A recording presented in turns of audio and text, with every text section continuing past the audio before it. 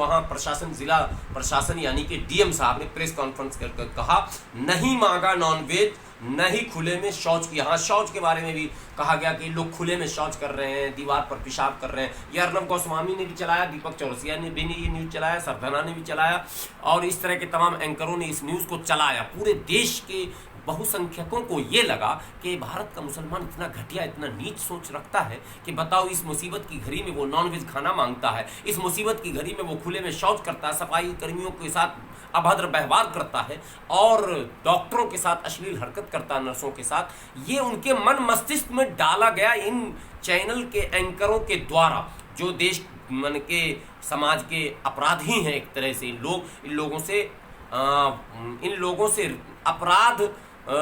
अपराधियों से जिस तरह के रिश्ते लोग रखते हैं और जो नज़रिया रखते हैं, मैं समझता हूँ यही नज़रिया इन लोगों के साथ भी रहना चाहिए।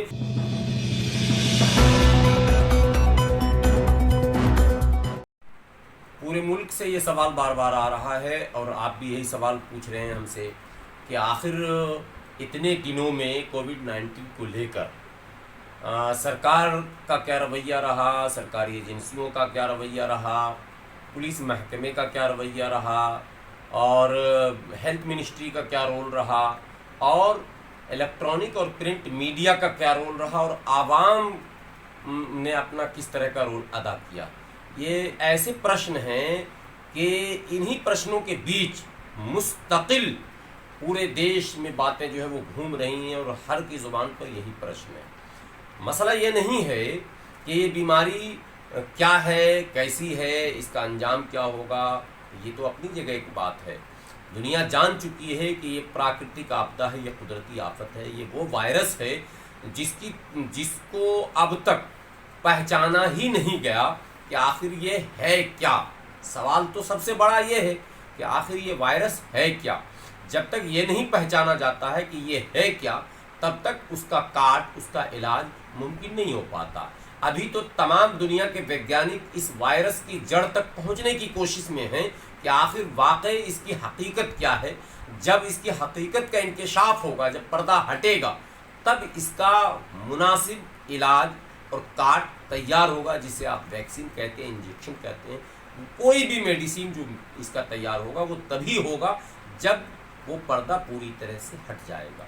लेकिन तमाम मामलों के बीच जो असल मसला है, आलमी भी और इस मुल्क में भी है। चाइना की भी यही खबरें आई। जब चाइना में ये बीमारी फैली तो अफ्रीकी मुल्क के जितने लोग चाइना में रहते थे, उन पर वहाँ के स्थानीय लोगों ने, मकामी लोगों ने हमले शुरू कर दिए।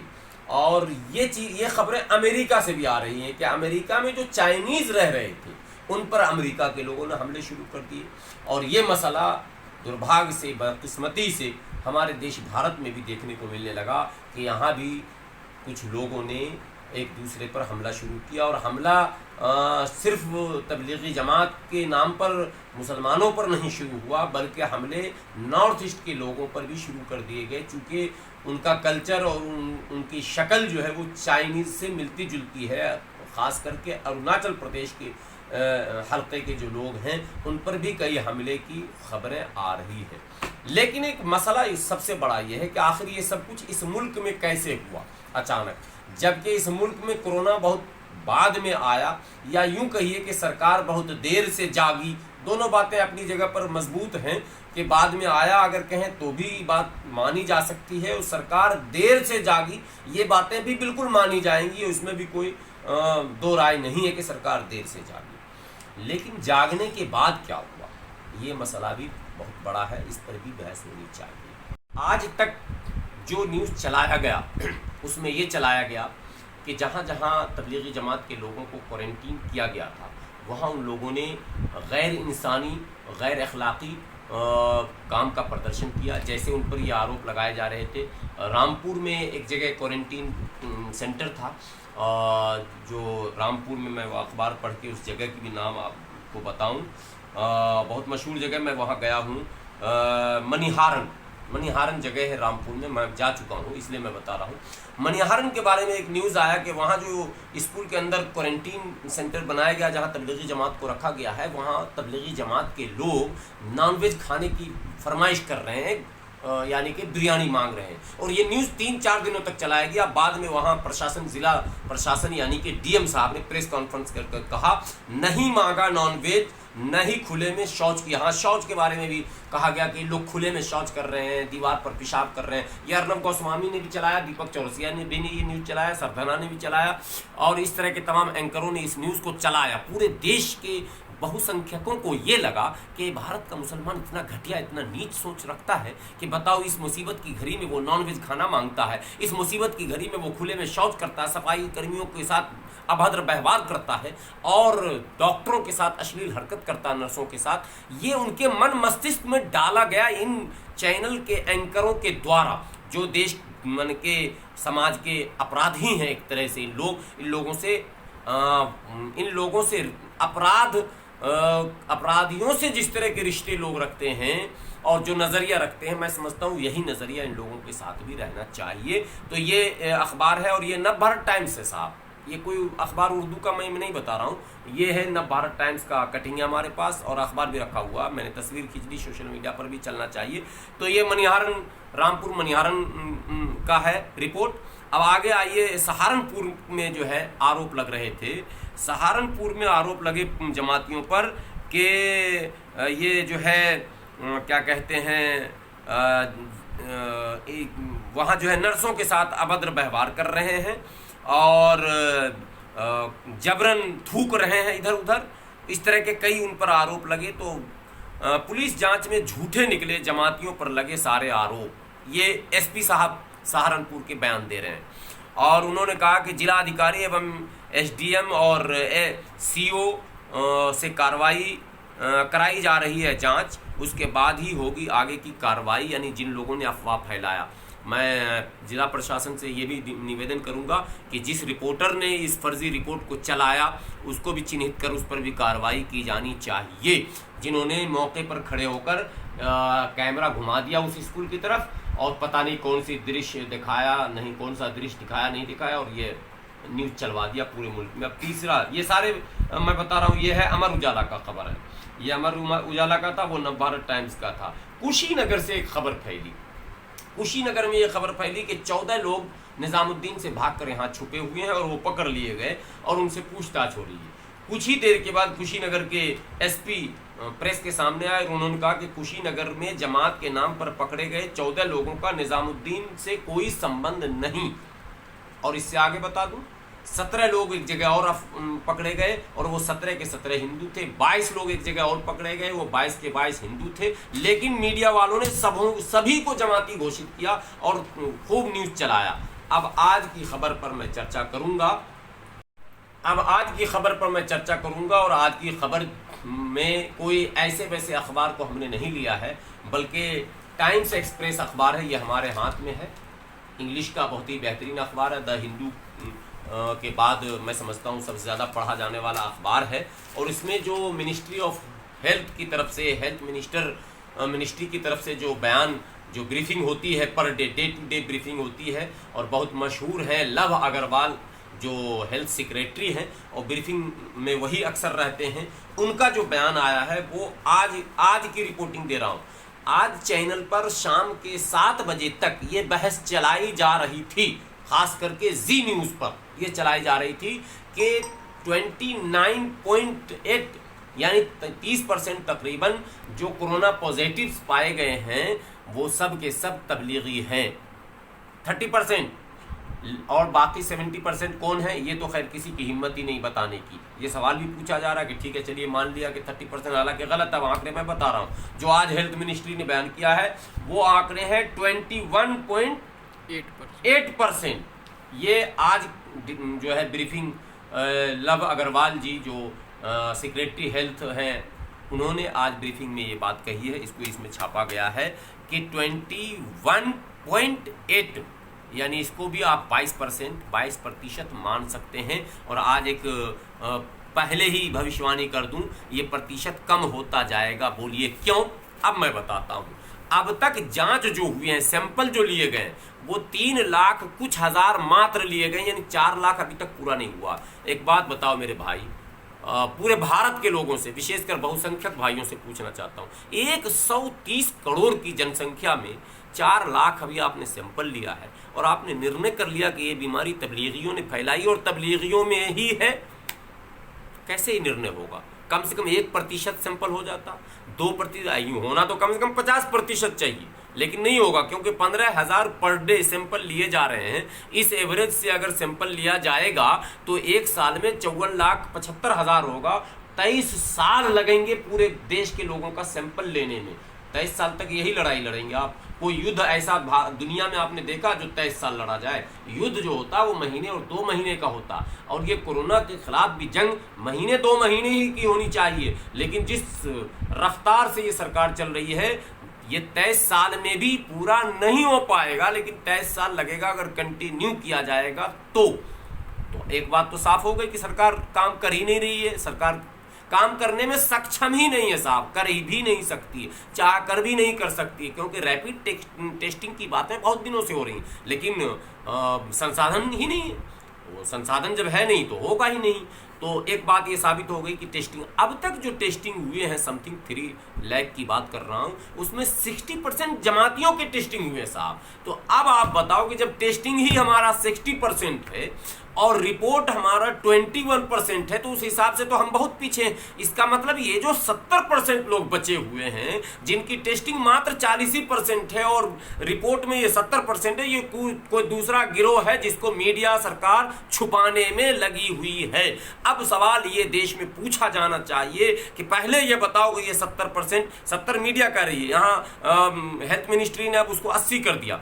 ये 80% लोग कौन हैं, किस गिरोह के हैं, किस जमात के हैं, किस संगठन के हैं, किस तंजीम के हैं, किस धर्म के हैं? और एक चैलेंज और मैं कर दूं तमाम चैनलों को कि अगर वाकई तुम ईमानदार हो तो तुम ये बताने की हिम्मत दिखा दो कि टोटल जो कैजुअलिटी हुई है, टोटल जो दुर्भाग्यपूर्ण मृत्यु हुई है कोरोना में, उसमें कितने हिंदू हैं, कितने मुस्लिम हैं, कितने सिख हैं, कितने ईसाई हैं, कितने जैन हैं, कितने पारसी हैं, तुम नहीं बता सकते। जब ये सवाल किया जाएगा तो तुम कहोगे आप धर्म की बात क्यों कर रहे हैं? अरे तो मैं तो कभी नहीं कर रहा हूँ, शुरू भी तुमने किया तो अब खत्म भी तुम्ही को करना पड़ेगा। तुमने क्यों जमातियों का नाम अलग से मेंशन किया उसमें? भाई जितने लोग हैं वो लोग हैं, भारतीय हैं। आपको एक बात याद दिला दूं, दिल्ली में कुछ महीनों पहले एक सांप्रदायिक दंगा हुआ था और बड़ा दंगा हुआ था, सैकड़ों लोग उस पर भेंट चढ़ गए थे। और जब सदन में अब विपक्ष के द्वारा ये पूछा गया कि गृह मंत्री जी बताइए कि इस दंगे में कितने हिंदू और कितने मुसलमान मारे गए, तो आदरणीय गृह मंत्री अमित शाह जी ने कहा कि ये बात बहुत गलत है, आप दंगे को हिंदू और मुसलमान में न बांटिए, जो भी मरा है वो भारतीय मरा है। जबकि दंगा जो है आदमी के द्वारा किया गया था प्रायोजित, और ये कोरोना जो है वो ईश्वर के द्वारा है। ये प्राकृतिक आपदा है, मैं दावे के साथ फिर कह रहा हूँ, ये किसी बंदे ने नहीं किया, किसी देश ने नहीं किया, किसी व्यक्ति का ये उपज नहीं है, ये प्राकृतिक आपदा है। तो इसको आप हिंदू मुसलमान में बांट रहे हैं, और जो हिंदू मुसलमान में बंटने वाली चीज़ थी, जिसको किसी ने किया, कपिल मिश्रा जैसे लोगों ने मैंने करवाया, उसको आप कह रहे थे कि भारतीय मारे गए हैं, और कोरोना में क्या विदेशी मारे चले गए? ये जो तबलीगी है ये भारतीय नहीं है, आप फिर अलग से मेंशन क्यों कर रहे हैं?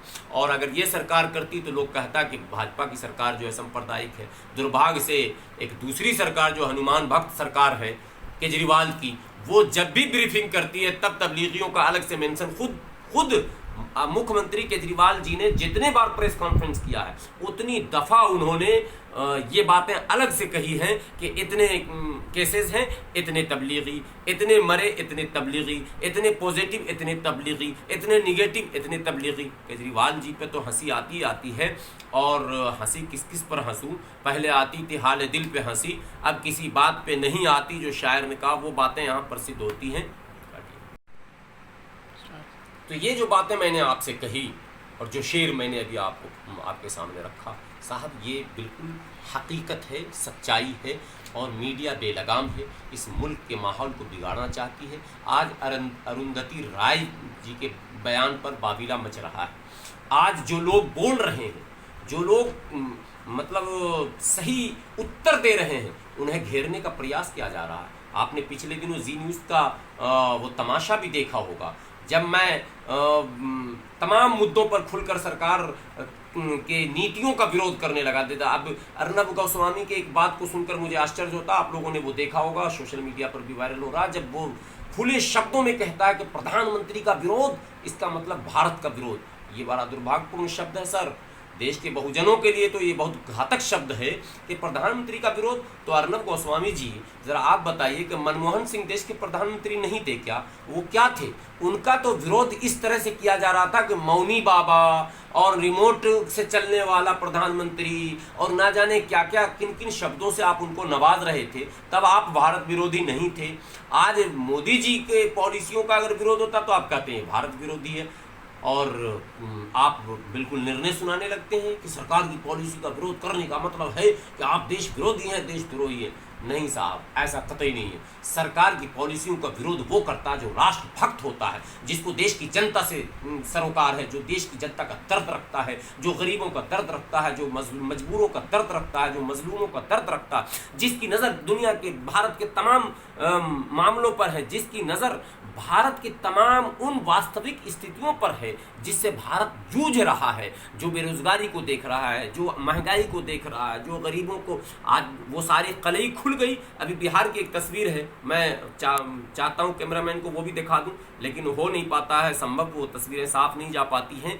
बिहार की एक तस्वीरें आई, बैंकों में जो पैसे डाले गए सरकार के द्वारा उसको निकालने के लिए इतनी ज़बरदस्त भीड़ जमा हुई है, जो भीड़ मतलब तबलीगी जमात ने कभी जमा न किया होगा अब लॉकडाउन में, उससे 3 गुनी बड़ी आबादी। और क्या वो दृश्य नहीं दिखाया जाएगा जब भूख और प्यास से चिल्लाते हुए गुजरात जैसे राज्य में, जो प्रधानमंत्री और गृह मंत्री जी का गृह राज्य है, वहाँ 2 बार मजदूरों ने सड़क पर उत्पात मचाया, आग लगाया। मीडिया ने उसको बहस का मौजू नहीं बनाया। मीडिया ने कुमारस्वामी की बेटी की शादी को मौजू नहीं बनाया, जहां भारतीय जनता पार्टी की सरकार है और भारतीय जनता पार्टी के मुख्यमंत्री उस कार्यक्रम में सम्मिलित होते हैं। कोई सोशल डिस्टेंसिंग नहीं, कोई कोरोना का खौफ नहीं, किसी तरह का कोई भय नहीं, कानून का कोई भय नहीं, और आप निर्भय होकर कई हजार की भीड़ जमा करते हैं। कोई बहस नहीं है साहब। हजारों दृश्य ऐसे आए हैं, वो कई त्यौहार आए हैं नॉर्थ के, साउथ के, जिन त्यौहारों में वहाँ जो है लोग जमा हुए, और वो हाथी दौड़ाने वाले त्यौहार, घोड़े दौड़ाने वाले, बैल दौड़ाने वाले, ये सारी घटना इस देश में घटी, मगर मीडिया टस से मस नहीं हो रही। मुझे तो शुक्र आज हुआ ये देखकर कि कम से कम टाइम्स एक्सप्रेस ने कुछ सच्चाई लिखी है, और मुझे लगता है द हिंदू और टाइम्स एक्सप्रेस कुछ बेहतर लिख रहा है सच्चाई को। लेकिन ये पढ़ते कितने लोग हैं भारत में? 10% भी भारत की आबादी, मैं समझता हूँ कि इंग्लिश अखबार न खरीदती है न पढ़ती है। दुर्भाग्य से गांव-गांव तक टीवी पहुँच गया है, और ये टीवी बिल्कुल टीवी के रोग से भी ख़तरनाक बनता चला जा रहा है, और सोशल मीडिया पर भी लोग सक्रिय हैं गलत ढंग से। तो बड़ा अफसोसनाक पहलू है, इस पर बहस होनी चाहिए। और बहस में देश से प्रेम करने वालों से मैं कहूँगा, अर्नब गोस्वामी या सुधीर चौधरी या आमिष देवगन या रोहित सरधना या ओम कश्यप, अंजना ओम कश्यप या रूबिका लियाकत या इस तरह के किसी भी एंकरों के बाप का भारत नहीं है। भारत 130 करोड़ लोगों का है, और जिसको देश से दर्द होगा ना, वो देश की बात करेगा ही करेगा। मुझे भी पता है कि सरकार की नीयत सही नहीं है, मुझे भी पता है कि सरकार के खिलाफ बोलने वालों का अंजाम बहुत अच्छा नहीं होता है। कुछ समझकर ही हुआ हूँ मौजे दरिया का हरीफ, कुछ समझकर ही हुआ हूँ मौजे दरिया का हरीफ, वरना मैं भी जानता हूँ आफियत साहिल में है। ऐसे नहीं, दिल के अंदर जो दर्द है उसे मैं बयान करता हूँ। इन आँखों ने देखा भूख से इंसान किस तरह करा रहा है, इन आँखों ने देखा कि छोटे से पिंजड़े की तरह जैसे जानवर को रखा जाता है, इस दिल्ली जैसे महानगर में भी इंसान रह रहा है, सो रहा है। साहब, सरकार अगर उसकी तरफ नहीं देखेगी तो मजबूरन में हम जैसे लोगों को बोलना पड़ेगा, और बोलना चाहिए। ये राष्ट्रभक्ति की अलामत है, ये देशभक्ति की अलामत है, ये देश से प्रेम की अलामत है। देश प्रेम का मतलब देश की जनता से प्रेम, देश प्रेम का मतलब देश के शासक से केवल प्रेम नहीं। वो चमचे होते हैं, और वो अंग्रेजों के ज़माने में भी चमचे थे, वो आज भी चमचागिरी करते हैं। और शासक वर्गों को ये याद रखना चाहिए कि चमचे देश का और आपका भला नहीं कर सकते। आपकी तारीफ करके कुछ देर के लिए आपको खुश कर सकते हैं। मोदी जी, आप तो बहुत ही धरती के पुत्र हैं, धरती से आप उठे हैं।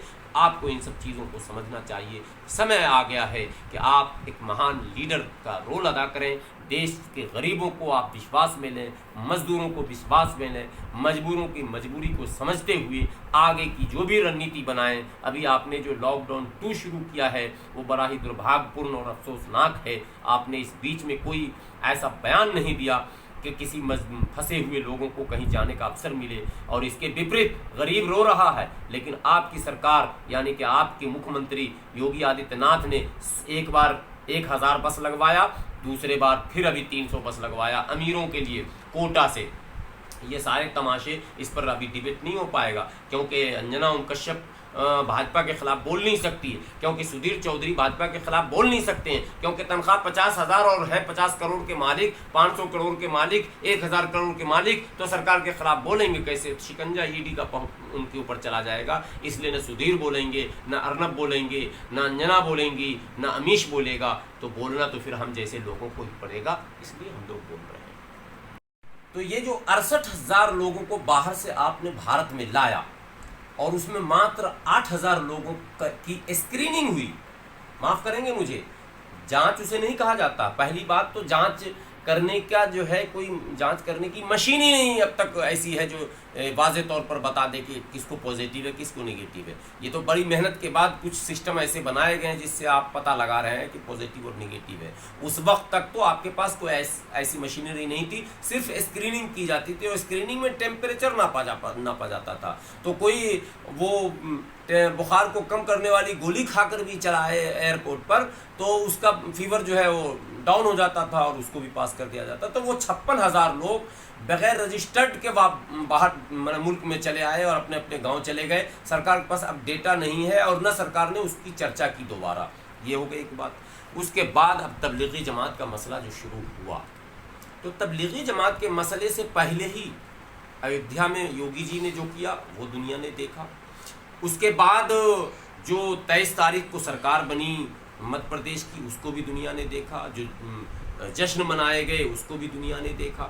लेकिन तमाम खामियों कमियों पर पर्दा डालने का इन्होंने जो नुस्खा ढूंढा और उसमें मीडिया का जो साथ लिया, अब मैं इसमें पुलिस और सरकार सबकी बात बताऊंगा। मैं सैल्यूट करता हूं Delhi police, Bihar police, Arunachal police, Orissa police, Bengal police, Bharat के तमाम राज्यों के पुलिस प्रमुख का जो बयान है वो मैं अभी आपको दिखाऊंगा, और अब हेल्थ मिनिस्ट्री का भी बयान आपको दिखाऊंगा। आपको ये पता चल जाएगा कि भारत की मीडिया क्या कर रही है, कितनी बेशर्मी के साथ, कितनी निर्लज्जता के साथ वो आंकड़े दे रही है और तबलीगी जमात को कटघरे में खड़ी कर रही है।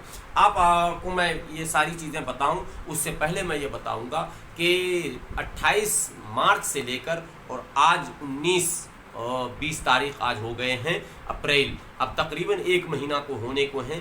1 महीने में 2 चैनल 3 चैनल ऐसा है जिसने मौलाना साहब तबलीगी जमात के अलावा कोई भी न्यूज़ चलाया ही नहीं है साहब। आप खोलकर फिर कल देख लेना मौलाना साहब कहाँ है। एक बात और दरमियान में बता दूं कि चैनलों का रवैया सुप्रीम कोर्ट से भी ऊंचा होता जा रहा।